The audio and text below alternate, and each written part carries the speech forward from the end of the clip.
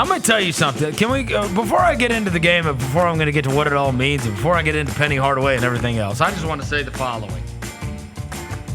I disrespect you, Colorado State fans. Yeah. I disrespect you. Because here's the thing. There's a lot of fan bases I have to deal with on a regular basis. Yeah. Because sometimes I talk out of my neck, as it were. That being said, I have tremendous amounts of respect for those fans that when I talk out the side of my neck, or Devin talks out the side of his neck, or Roser talks out the side of his neck, you hit me immediately. Yeah. You say, hold on. Keep that same energy. Yeah. You're talking out of the side of your neck. Yeah. Be careful what you wish for. Oh, you sure do sound confident now. And so then I am constantly then berated. You know, the clip goes out there on social media or somebody notices what we have said and then they say, you know what? This guy is talking reckless. So they're going to make me feel it, right? They're going to start spouting off. And then we just wait, Verno. And then we get a little back and forth, and then we get a little heat going with the opposing fan base and everything, you know, like that, right? Yeah. Like, you know, if, let's just say a few years ago, right, it's announced, and this will happen inevitably when we get to the playoffs, but like the Grizzlies are going to play the Timberwolves in the NBA playoffs. Immediately, Timberwolves fans, right? Be careful what you wish for, blah, blah, blah, blah. You know what I mean? And now we're going back and forth, and we got heat. As far as I knew, there wasn't a Colorado State fan in the country. Outside of David Roddy. Until they won. Oh, they were popping out. Oh, and here they come. Hold on. Oh, here they come. Where were you? Yeah. So I disrespect this. None of these Colorado State fans were pulling our clips and making goofs of us until we lost. And then it was, the clip surfaces. And now people that never even heard of us, people that were seeking us out. Who picked wrong against them? And they were getting the jokes off. I disrespect it. Yeah, the only one I respect is the AI Ram that was giving us the bird. That was funny. That one was funny. I respect That one was funny. I respect that one was funny. That one was funny. The rest of them were like, man, lame. Yeah. Lame fan base. Okay, now let's get to the game. I felt amazing at halftime. Dane Danger, exactly what I thought. And I'm like, and Haggerty will get going. He's been pitiful and so Rogers far. was hitting Rogers hit shots. Was making some shots. I was like, this is okay. Penny would have told Nick Jordan, don't shoot no more threes, you know? Yep. Yeah. And I'm like, they can't make a three to save their life. You know, in the first half, they were 50% from the field, and they couldn't make a three outside of Rogers to save their life. They're 2 for 10 from three, and they had gotten good looks. And I'm like, look, Haggerty will get going. Danger's having his way. Things are looking good. And then the second half happened, and that was a damn debacle. I mean, Danger is exhausted. Yeah. Haggerty looks nothing like he looked throughout the season. All those like flailing fouls, that dried up. I mean, they weren't going to put him at the line for nothing. And it's like, bro, just go shoot the ball and score. Like, you don't get to go to the line 9 or 10 times in this thing. That's not the way this is going to be called. You got to just keep playing. And then it started to break down, and you could tell Danger was getting winded, and you could tell the other thing was good moves by Colorado State. They are swinging the ball around. They are getting good looks from three, and they are really putting pressure on a Memphis defense that simply does not have the requisite connection, right? Like, I've seen a lot of people talk about how they were just running like chickens with their head cut off defensively, and, of course, one of their kids, the Evans kid, turns into Steph Curry for them, and it's like there's look, defense is being on a string, and when the string all of a sudden has different components to it, like you needed. That's where I felt like, hey, you might be able to get by offensively. Obviously, you needed Haggerty to be great. But in the absence of that, I still thought you could probably get by just because by your defense turning into offense. But it was defense where it really hurt not having guys, and especially Hunter. Yeah. Right? But Hunter and Harris both going out. I mean, honestly, you became, for all intents and purposes, a two-man team, and then a guy that's like the outlet valve, right? Rogers was the outlet valve. But then even Rogers got banged up during the game. Yeah, he was limping around too. He was limping around too. And so in the end, when they lost, it was immediate. It was the craziest thing. And look, Lord knows we've been through it over and over again with the Grizzlies season. And it's just a thing where the easiest thing to do is to blame the coach. And so immediately it was just Penny. Nobody said anything else about anybody else on my feed. And I'm like, yo, hold that. Yeah. Like, stop. I had to leave where I was because they was talking like I was at Brookhaven, and then the game happened, right? The game, they lose the game, and the people on with were like, man, get rid of him. I'm like, yeah, I can't do this. Yo, I had to get out of here. I gotta go. And look, I refuse.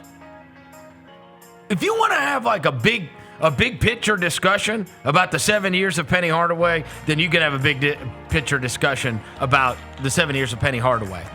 But to me, that was all. When they lose that game, it is a culmination of, like, you're having if we're just talking about this season, and this season, this guy did a very good job. This was a very fun team to watch, and they played a bad game in their last game, really just a bad half in their last game, and he needed two guys to be awesome, and he got one of them being awesome. And he played the entire game and ran out of gas. Yeah. But, I mean, like, I don't know how many times I've said this over the years, right? Let's talk about the horses before we talk about the jockeys. And nobody wants to do it anymore because it's the easiest thing to do. And it's like, it's a lazy, I just get so tired of the both. Like, Colorado State made adjustments. And what adjustments? Like, bro, you don't know what happened. You don't know. You don't know. It's the lazy. You don't know what happened. You say that it's the easy. I think it's the lazy thing to do. Of course it is. I think it's the lazy. It's the easiest thing to do. The people that don't really know what they're watching easily go to the. This is how it felt to me. Yeah. This is how it felt to me. Yeah. You waited all season, and this was a disaster for the Penny haters. Right? They had big wins. They got a high seed. They won the conference. They won the conference tournament. They've wanted for so long to be able to unload, and then they did. Right? The second they lost, it was, I told you, right? You're never going anywhere with him. And I'm like, oh, stop. Just a week ago, you were talking about Penny's a freaking god. This team, no, honestly, they weren't, though. Like, they've just been hiding in the bushes. Waiting for it to happen. Look, this was a fun team to watch throughout this season. It had some players that I really, really liked. And you can't have your best player be bad. I'm sorry. Go ask Rick Pitino. Yep. Yeah. Rick Pitino's best player was bad when it mattered most. Foul on a bunch, yeah. I mean, you can go through it on down the line, right? Like, in the end, they were able to get a 5 seed. He scheduled hard in the offseason. And I know Gary always does this too, like the last 7 years, and like he has less success or whatever. I said what I've said about Penny, okay? Number one, Josh Pastner never beat anybody. Like, I don't know why everybody's memory has been erased on that. No, he never beat anybody. But we never beat anybody. No. Anytime we played anybody good, we lost. It was a running thing. We started off like 4-20 in top 25 games. We couldn't beat anybody. No. We only beat bad teams. Penny had as good a wins this year as we had in like 6 years with this guy. Like, it was crazy. Like, we compete at a different level now. And we just do. And they were soft. And here's the other thing, bro. That university's athletics program is not where it was any other time. Like Penny, or Gary said this morning, like in the last 50 years, here are the coaches that have been there 7 years. Basically, he's had less success than all of them, right? In terms of tournament success, right? What I would say is, yes, it has been underwhelming, okay? I would also say that in the current state of Memphis athletics, he is keeping this program relevant, and he is getting players to sign up to play basketball at the University of Memphis in a way. I don't think you understand what Memphis is right now. I don't. We're in the AAC, bro. We're in the AAC, bro. I don't know what to tell you. I would push back a little on that. Just a little, but not Everybody because I always get what you're holds on saying. to No, something that doesn't exist. No, I get what you're saying because it does go both ways. Because Penny because here's the truth. If say you said it was the haters won and Penny was gone, you're probably going to have to pay a coach way more money than what you pay Penny. Penny does not take that big of a salary relative to what other coaches who bring in big players make. The other end of it is the NIL, which is, dude, the money's the money. Would you have less NIL money if you had to pay another coach more money? I think the influence is more too. Because the influence of Penny's a lot. The money too. is the money. Like you go all for the players, X player, X amount of dollars. Like, is what it is. I think Penny has a big influence on players. Like whether there's players, whether there's players' parents, whether it's like, yo, they see Penny Hardaway and like, yo, that's certainly possible that's a too. bigger that plays a bigger part than Joe Smo from North Dakota State coach in Memphis. Like, I think that plays a bigger part. So Penny is the one, bro. He's on going on these talk shows. The brand of Memphis is bigger because of Penny Hardaway right now. No. I'm not. I do not disagree with you. That's why I'm like, what people mad about? No, I do not What y'all disagree want? with you on that. Dude, Look, I want to win. Me too. Yeah. Okay. Guard play is important, bro. But Guard play is important. It is. Guard play is so important. You saw it. You lost Hunter. You lost Harris. Yeah. Like, I thought this team had a chance to be able to get a couple wins, and it was a bridge too far. And unless Haggerty was going to be awesome, and he wasn't.